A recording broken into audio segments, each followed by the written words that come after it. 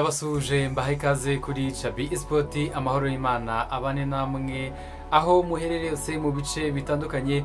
Numwanya tuje kuganira ku makuru y'imikino atandukanye avugwa hirya no hino, by'umwihariko hano mu Rwanda mu mupira w'amaguru turi buze kurebamo byinshi bitandukanye. Ikipe ya PL iri active cyane ku isoko ry'igura n'igurisha, ndetse inatangaza ko iri soko bari kugenda barisohokamo. Mu ikipe ya PL rero amakuru akomeje kuzamuka akomeye ni rutahizamu ukina nk'inyuma ya rutahizamu bamwita Meme Rauf Dao, akaba ari umukinnyi ukina satira inyuma ya rutahizamu cyangwa se anatanga imipira ivamo ibitego. Ni umukinnyi mwiza kuva mu gihugu cya Burkina Faso, bavuga ko barangiwe n'ubundi na agence yazanye uwo bita Jibril Watara, waje mu mezi atandatu ashize agakina igice cya shampiyona agatsinda ibitego bigera kuri 13 mu mezi atandatu akina igice cya kabiri cya shampiyona y'u Rwanda. Kugeza kuri ubu ngubu rero uyu rutahizamu yamaze kuba agera mu ikipe ya PL asinyamo amasezerano, bivugwa ko ari imyaka igera kuri 4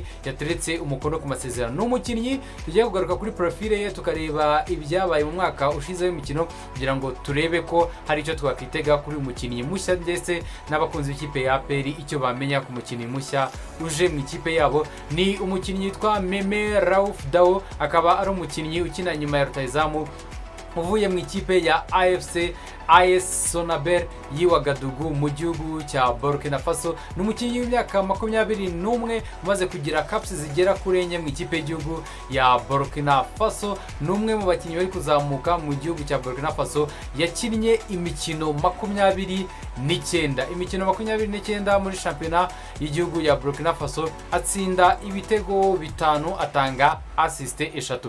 Ni umukinnyi bavuga ko akina neza inyuma ya rutahizamu w'amacenga menshi, mugufi, ufite umubiri ukomeye, umwe mu bakinnyi bazafasha ikipe ya PL ari hamwe muho ikipe ya PL FC yashatse kwikomeza kugeza kuri ubu ngubu. N'ubundi neho yarafite umukinnyi witwa Mamadou Raminba, umukinnyi ukina inyuma y'umwataka nawe ikipe ya APR FC ikaba yaranamugumanye. Numwe mu bakinnyi gifite bagiye kuza rero guhatanira umwanya, tukazareba ninde uzabanza mu kibuga cy'ikipe ya PL, nibyo kwitega cyane. Naho ubundi uyu mukinnyi witwa Meme Rauf Dao ni umukinnyi wamaze kubagera mu ikipe ya APR FC, yaramwerekanye ku munsi w'ejo bamuhereza nimero 8, nimero iheruka kwambarwa n'umunyamahanga n'umundi uva mu gihugu cya South Sudan. Uyu nguyu akaba yamaze kuba ahabwa nimero 8, Meme Rauf Dao, nimero 8 mushya w'ikipe ya PL mu myaka 4 iri imbere. Inkuru nyinshi zizamuka kuri umukinnyi ni Gapapu yavuye mu ikipe ya Singida Big Stars ya Singida Black Stars yo mu gihugu cya Tanzania. Umuvugizi w'ikipe ya Big Stars avuga ko hari amasezerano bari basinyanye n'uyu mukinnyi mbere yuko aza mu ikipe ya PL, akaba yamaze kuba mu ikipe ya PL, ariko amakuru akaba avuga ko uyu mukinnyi we yamaze kuba yumvikana, ikipe ya PL yamaze no kuba imwerekana, nubwo hagiye hasohoka amadraft ya kontra yagiranye na Singida Black Stars. Akaba uyu mukinnyi we yamaze kuba yerekanwa ku mugaragaro, anasinyishwa n'ikipe ya APR Football Club. Akaba ari umwe mu banyamahanga 3 bateganyije kongerwamo muri APR bamaze kuba ahagera, dore ko uwa mbere yari yamaze kuba agera mu bamwita Ronald Sekiganda. Mu banyamahanga 3 bagomba kwinjira mu ikipe ya APR FC, uyu akaba ari wa kabiri. Harabura rutahizamu bavuga ko ariwe basigaje bagafungira. Mewe ko tujya kuri rutahizamu w'ikipe ya APR ibura kongeramo. Ikipe ya APR ku munsi w'ejo yari iri bize cyane ku mbuga nkoranyambaga ishimisha abakunzi bayo, yerekanye abakinnyi bagera kuri 5. Umwe mu bakomeye cyane b'abanyamahanga n'uyu Meme Rauf Dao, byagiye bivugwa cyane mu ikipe ya PL ndetse na Gapapu ku makipe yo mu gihugu cya Tanzania. Ni abakinnyi bandi b'abanyarwanda 4 yerekanye ikipe ya PL nyuma ya Meme Rauf Dao wahawe amasezerano y'imyaka 4 akanerekanwa nka nimero 8 mushya w'ikipe ya APR FC. Ikipe ya APR yaje kuba kandi yerekana uwo bita Ngabonziza Pacifique, uyu kuva mu ikipe ya Police FC. Uyu ni umukinnyi warusojemo amasezerano, aza guhitamo kutayongera ahubwo yerekeza mu ikipe ya APR. Bivuga ko yatanzweho agera kuri miliyoni 80 zose. Ni umukinnyi uzakina mu ikipe ya PL igihe cy'imyaka 3 n'amasezerano yamaze kuba ahabwa, nawe akaba ari umukinnyi mushya w'ikipe ya APR. Undi mukinnyi ni uwo bita Adolphe Hakizimana kuva mu ikipe ya AS Kigali wanaciye no mu ikipe ya Rayon Sport, ni umuzamu aje guhatana na Pierre mu ikipe ya APR. Ni umuzamu wamaze kuba nawe ahabwa amasezerano y'imyaka 2 mu ikipe ya APR FC. Undi mukinnyi wundi ni umukinnyi wita Hakimu Bugingo, nawe yamaze kuba ahabwa amasezerano y'imyaka 2 mu ikipe ya APR. Yavuye mu ikipe ya Sport nka free agent, dore ko yari yasoje amasezerano muri iyi kipe ya Rayon Sport. Undi mukinnyi twasorezaho ni umukinnyi witwa Haji, uyu kuva mu ikipe ya Sport nawe ukina imbere asatira ku ruhande, nawe yamaze kuba ahabwa amasezerano y'imyaka 3. ari umukinnyi mushya w'ikipe ya APR Football Club. akaba ari abakinnyi bahawe amasezerano ndetse banerekanwe ku munsi w'ejo mu ikipe ya APR Football Club, akaba ari bamaze kuba berekanwa. Ibyavugaga bya Ombolenga Fitina kugeza kuri ubu ngubu nta kuri kwabyo guhari, ntago bigeze bamushira mu bakinnyi berekanye ku munsi w'ejo, nubwo chairman yavuze ko ni umwe mu bakinnyi beza ikipe ya APR FC yakifuza. Bari kuvugana nawe ariko bitaramara gukunda ngo abe yakerekeza mu ikipe ya APR FC. Ikipe y'ingabo z'igihugu iri bize, banavuze ko basigaje umukinnyi umwe gusa, rutahizamu uzaza gukina kuri nimero 9 afatanyije n'uwo bita Mamadou Si cyangwa se na akafatanya n'uwo bita Sheikh Jibril Watara. akavuga ko ari rutahizamu w'igikurankota nawe ushobora guturuka muri West Africa aza mu ikipe ya APR Football Club. Ni mu ikipe ya APR Football Club iri no gutegura hamwe n'abafana bayo icyo bise APR FC kwivuko ku murindi w'intwari, aho ikipe bateguye ku itariki 4 z'ukwezi kwa 7 mu Rwanda. N'ubundi tuba twizihiza umunsi wo kwibohora kw'igihugu cy'u Rwanda, ubwo ingabo zahoze zarapiye zabohoye igihugu cy'u Rwanda. Uwo munsi rero bo bakaba bafite gahunda yo kwerekeza ku murindi w'intwari, ni mu karere ka Gicumbi, aho bateganya kwakira abantu bagera ku bihumbi 5. ni abantu bagomba kujyayo kuri uwo munsi, bagomba kwiyandikisha. Bashizeho code ikipe ya APR ku mbuga nkoranyambaga zayo, mwajyayo mukazireba.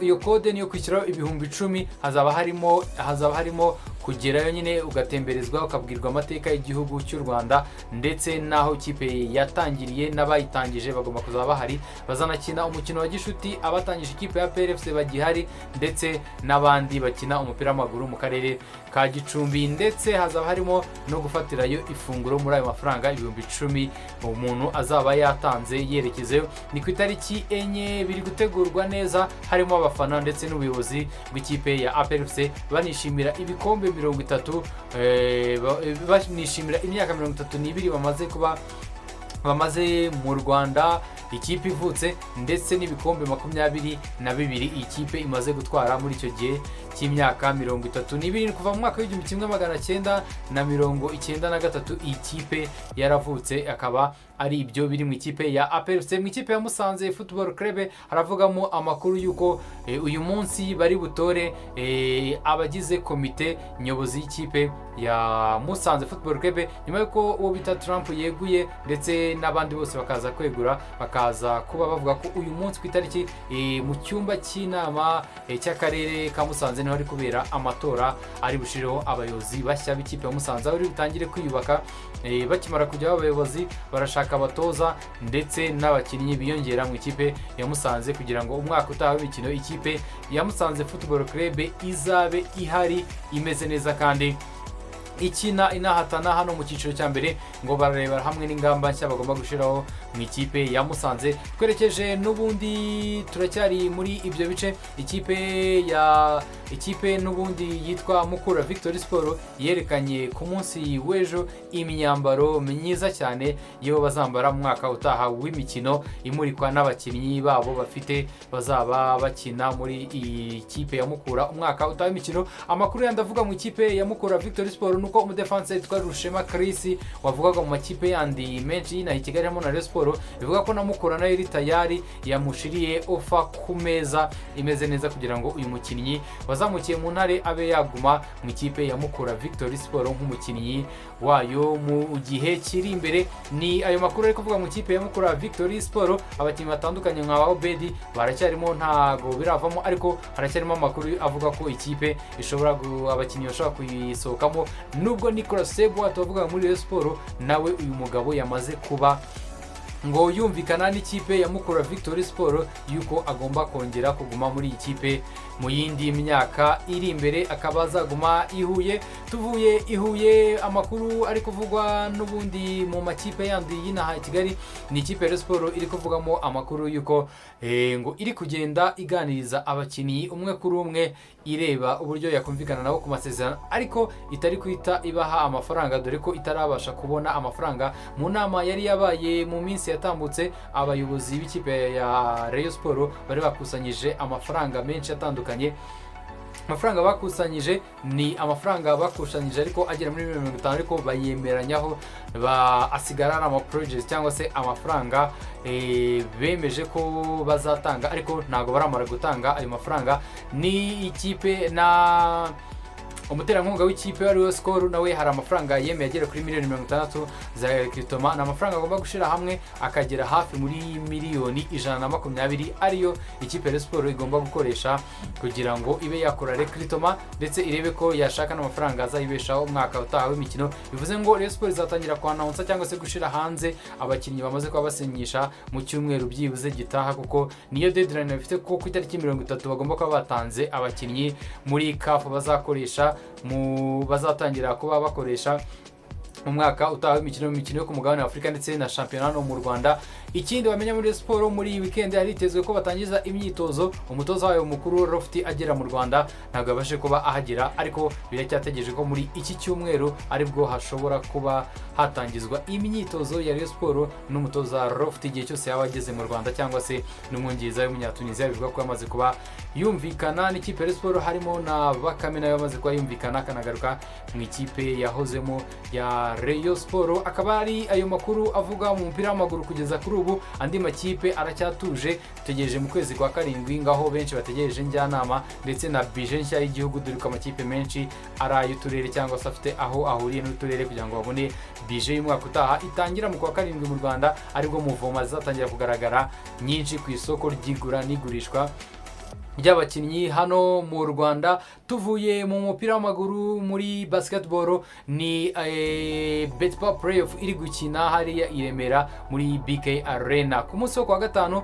Twabigarutseho amakipe yari yahuye, ikipe ya Patriot itsinda ikipe ya APR, irayitsinda umukino wa mbere. Ikipe ya APR abantu batangira gutekereza ngo nibiki bibaye, ubwo yari ivuye muri mikino ya bar bazi ko igiye kuza ica hejuru.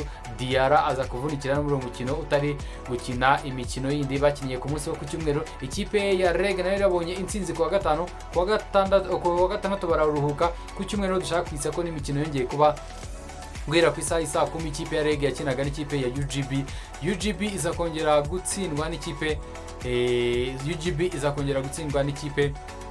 ya Reg. Jean-Jacques Boyce yatsindamo amanota 29. Bamwe mu bakinnyi bitwaye neza banafasha iyi kipe kongera kwitwara neza. Imikino ibibaye 2-1 barakina best of 5. Ikipe ya Reg ku munsi wa gatatu niyamuka itsinze undi mukino wa gatatu, yahita igera kuri finali ya Bet Power Playoff, irebe ko yazatwara igikombe cya shampiyona cy'umwaka. Umukino wakurikiye ku isaha 12:30 ikipe ya APR BBC ikina n'ikipe ya Patriot yaratsinze umukino wa mbere. Ikipe ya APR ibifashijemo n'uwita Antino Jackson Alvarez amanota 22 muri uwo mukino, yigaragajemo cyane n'umwe mu bakinnyi beza bamaze iminsi muri shampiyona y'u Rwanda. Atsinda amanota 22, afasha ikipe ya APR gutsinda ku manota 83 ku manota 75 ya Patriot. Yari yagerageje ibishoboka byose. Ni ikipe ya Patriot nayo yakinnye itwara neza irahatana, ariko biza kurangira ikipe ya APR BBC yegukanye umukino wayo nayo wa mbere. Ni mukino umwe kuri umwe bazakina best of 5. Bibutse ko ikipe itanze indi imikino 3 itabirangira, ikipe ikerekeza ku mukino wa nyuma. N'umukino wo kwitega ku munsi wo kwa gatatu, hari undi mukino uzahuza aya makipe yose ko yagiye akina. APR ikina na Patriot, ikipe ya UGB ikina n'ikipe ya Reg.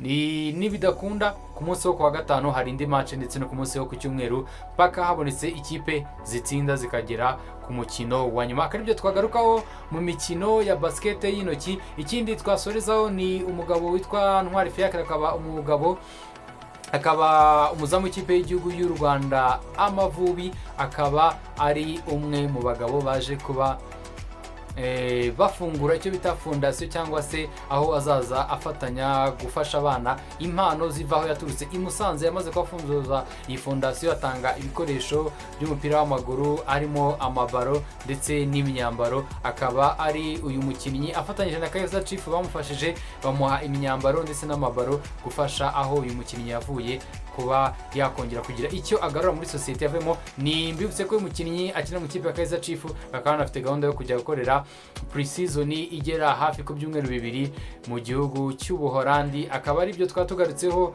hano mu Rwanda ndetse n'amakuru atandukanye avuga. Ibindi bikomeza bigenda bizamuka tugaruka tuze tubiganiraho, turebe update ndetse n'amakuru agenda atandukanye avugwa hirya no hino mu makipe atandukanye mukunda. Icyo twasorezaho nuko imikino ya volleyball ya GMT yaberaga mu Rwanda, ibikombe byose byabaye bisigaye hano mu Rwanda mu bagabo n'abagore. Mwakoze kubana natwe, mukomeze kugira ibihe byiza kuri Chabi Esport. Amahoro y'Imana abane namwe. Hasta la vista. Shalom, shalom.